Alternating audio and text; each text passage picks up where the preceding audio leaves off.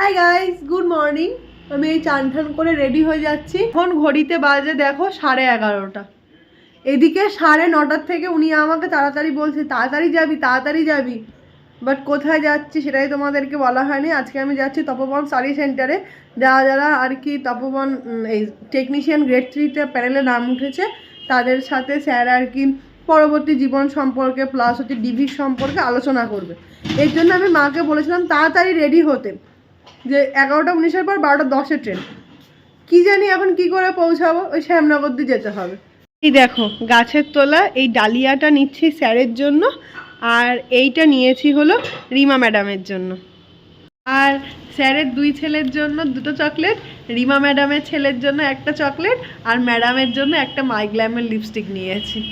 যেহেতু তাদেরই অবদান আমার মনে হয়েছে সব থেকে বেশি, কিন্তু রাকেশদার জন্য এখনও কিছু নিইনি। দেখি দেখে যেতে নিতে হবে। আমি সব কিছু নিয়ে হাঁটা দিলাম, মা সামনে এগিয়ে গেছে সাইকেলে হাওয়া দেবে বলে। একদিন আমার সাথে আমার সহপাঠীরা যায়, আজকে আমার মা যাচ্ছে।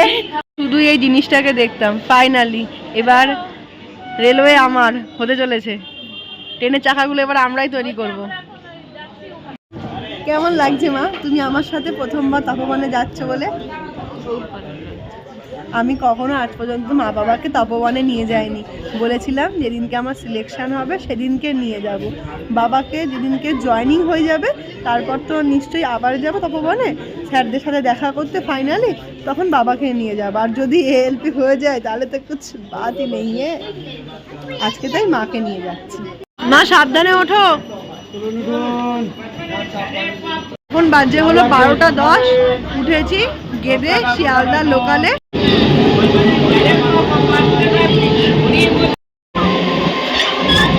আমার সব থেকে পছন্দের এই নৈহাটি স্টেশনে এত বড় ফ্ল্যাগ, খুব ভাল লাগে দেখতে। এখন আমরা পৌঁছে গেছি নৈহাটি জংশনে। পেছনে দেখতে পারবে না, ওই এত আলো নিয়ে নিয়েছে। বাজে এখন 12:18। এইখানে যে 12:14 নৈহাটি ব্যান্ডেল ছিল ওটা বেরিয়ে গেছে। আমলকি কাকু, যার থেকে আমি প্রত্যেক দিন আমলকি খেতাম নৈহাটি থেকে ব্যান্ডেল যাওয়ার সময়।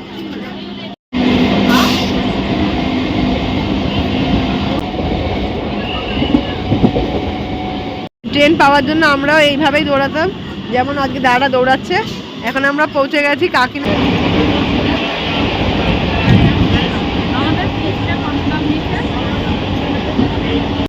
এখন আমি আর মা নেমে পড়বো শ্যামনগর স্টেশনে।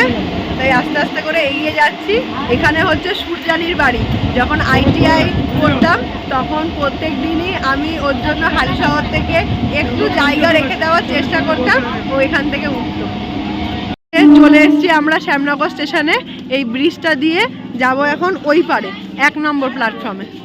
এই শ্যামনগরে 1 নম্বর প্ল্যাটফর্মের কাছে একজন আলু কাবলি আর হলো ওই চানা আছে, ওগুলো মাখায়। আমি মৌ সঞ্চিতা কি ভালো খেতাম, খুব ভালো লাগতো। একটু ঝাল ঝাল টক টক করে মাখাতো। এখন এখান থেকে নেমে মানে 1 নম্বর প্ল্যাটফর্ম থেকে বেরিয়ে এসে যাচ্ছি এখন ঘাটের দিকে। তোমরা যারা মানে অন্য দিক থেকে আসছো তারা মোটামুটি শ্যামনগর তো চলেই আসতে পারবে। ওখান থেকে 1 নম্বর প্ল্যাটফর্ম থেকে বেরিয়েই ওই যে কালীবাড়ি মন্দিরটা আছে তার সামনে দিয়ে টোটো যায়, মানে সরি লঞ্চ যায়। লঞ্চ কি বলছি নিজেও বুঝতে পারছি না। এই যে এই রাস্তাটা দিয়েই যাব আমরা এখন। আজকে কত দিন পর এই রাস্তাটা দিয়ে হাঁটলাম। আমার মনে আছে লাস্ট দুর্গাপুজোর টাইমে আমরা সবাই একসাথে এই রাস্তা দিয়ে বাড়ি গেছি। তারপর যেহেতু আর পড়তে আসাও হয়নি। এইটা হলো কালীবাড়ির আর কি মন্দিরে যাওয়ার রাস্তা। আর একদম সোজা স্টেশন থেকে একদম সোজা হলো ঘাট, ফেরিঘাট। আমি তো কোনোদিনও ফোন নিয়ে আসতাম না ব্যাচে, যেহেতু দিদির ফোনটা হারিয়ে যাওয়ার পর আমার একটা মানে বাতিক ছিল যে ফোন নিয়ে বেরালেই আমার ফোনটা চুরি হয়ে যাবে। আর যেহেতু মা আছে তাই ফোনটাকে নিয়েও বেরিয়েছি। তাই ভাবলাম তোমাদের সাথে এই ভিডিওটা শেয়ার করে দিই, আমার ছোটো ছোটো ভাই বোনদের খুব উপকার হবে এতে।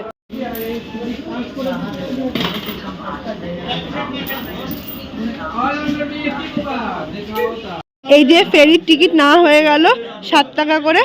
আর এইখানটাতে আমাদের ফেরির লঞ্চ দাঁড়িয়েও রয়েছে। জানি না টাইম কটায়, হয়তো কিছুক্ষণের মধ্যেই ছেড়ে দেবে। এই পার থেকে ওই পার যেতে একদমই কম সময় লাগে, 5 মিনিট মতো, হয়তো মেবি টাইমও হয়ে গেছে, পুরো ভ্যাসেলে লোকও ভরে গেছে।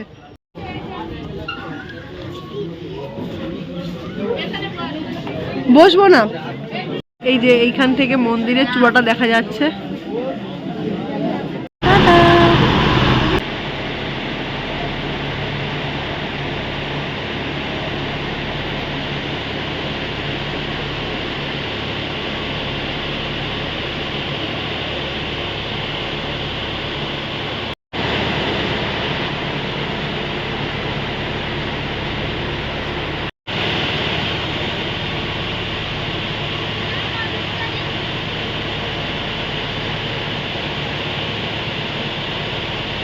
এসছি আমরা তেলেনিপাড়া জেটি ঘাটে।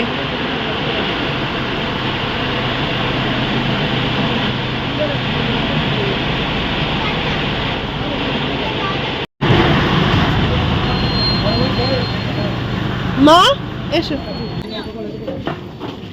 এই ঘাটটার জানো একটা বিশাল আর কি ইয়ে আছে, অনেকটা আর কি ব্রিজ দেখাচ্ছি তোমাদেরকে, দাঁড়াও। আমার মা নামতে না নামতেই আমার সাথে মাথায় গুঁতো খেলো, আবার পড়ে যাচ্ছিল। আবার আমি জানো বাড়ির থেকে বেরানোর সময় গোবরের মধ্যে বাড়ির সামনেই ওই গরু পটি করে রেখেছে, ব্যাস আমি ঠাপ করে পাটা দিয়ে দিয়েছি। দেখো কতটা ডিস্টেন্স আমরা হেঁটেই কভার করে ফেলি, আর একটু হয়ে গেলে চলে যেতে পারতাম। স্লিপটা দিয়ে দেবে। হ্যাঁ, এখান থেকে হ্যাঁ এইবার দেখা যাচ্ছে এই যে শেরোবালির মূর্তি।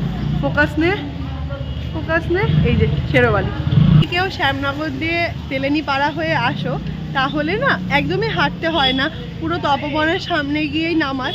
আমরা তো তখন অনেকজন থাকি একসাথে, ঠিক হয়ে যায়। আর এই জায়গাটাতে 20 টাকা করে পার হেড ভাড়া নেয়। আজকে রবিবার বলে দেখো কত টোটোর লাইন, অন্যদিন এতগুলো টোটো পাওয়াও যায় না। ভাইয়ের টোটোতে আমরা উঠে পড়েছি, আমি আর মা এখন যাচ্ছি তপবনের উদ্দেশ্যে।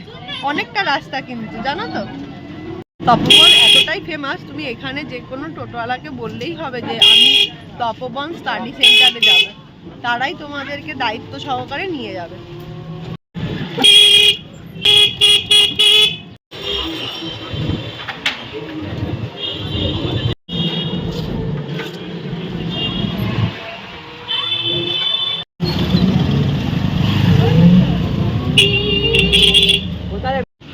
এই যে ফাইনালি আমরা চলে এসেছি তপবন স্টাডি সেন্টারে। এই যে স্যারের আর কি লোগো যেটা রয়েছে, তপবন স্টাডি সেন্টার।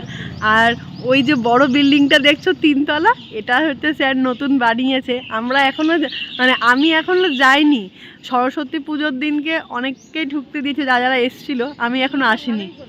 ভিডিও শেষে তোমাদের সাথে শেয়ার করলাম আমার পছন্দের কিছু টিচার স্টাফ, পুরো তপবন টিম, আমাদের বন্ধুবান্ধব, স্যারের দেওয়া মেমেন্টো, অনেক নতুন নতুন মানুষের সাথে পরিচয় হলো যাদের সাথে আমি যাব চেন্নাইতে। এটা হচ্ছে আমাদের ফাইনাল চেন্নাইয়ের ব্যাচ যারা তপবন থেকে সিলেক্টেড হয়েছে।